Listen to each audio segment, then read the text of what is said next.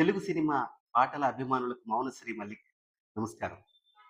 1989లో విడుదలైనటువంటి 'గీతాంజలి' దర్శకుడు మణిరత్నం మొట్టమొదటిసారిగా తెలుగులో తీసినటువంటి ఏకైక చిత్రం 'గీతాంజలి'.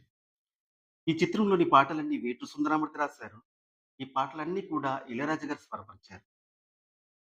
ఈ పాటలు ఇందులో ఉన్నటువంటి పాటలు ఒక్కొక్కటి ఒక ఆణిముత్యం. తెలుగులో వచ్చినటువంటి పాటల్లో ఆణిముత్యాలుగా చెప్పవచ్చు.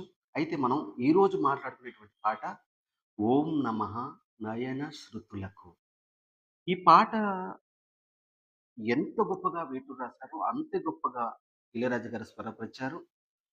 ఈ రాయడం, స్వరపరచడం అటుంచితే మణిరత్నం గారు ఈ పాటను అద్భుతంగా పిక్చరైజ్ చేశారు. అయితే ఒకే చోట పాటను మొత్తం చిత్రీకరించడం అనేది ఈ పాటలోని గొప్పతనం. సరే, లిరికల్ వాల్యూస్ గురించి మనం మాట్లాడితే 'ఓం నమః' పాటలోని పల్లవిలో 2 లైన్‌లు ఇలా రాస్తారనమాట. నీ హృదయం తపన తెలిసి, నా హృదయం కనులు తడిసే వేళలో, ఈ మంచు బొమ్మలొకటై కౌగిలిలో, కలిసి కరిగే లీలలో అని వేటూరి సుందరమూర్తి పల్లవిలో రాశారనమాట. సరే, ఈ నీ హృదయం తపన తెలిసి, నా హృదయం కనులు తడిసే వేళలో అంటే ఏంటంటే, ఒకరి గురించి ఒకరికి రహస్యం తెలిసిపోయినాయి. అంటే నువ్వు మరణిస్తావు, నేను మరణిస్తానని రహస్యం తెలిసిపోయి ఇద్దరు కళ్ళు తడి అయ్యాయి.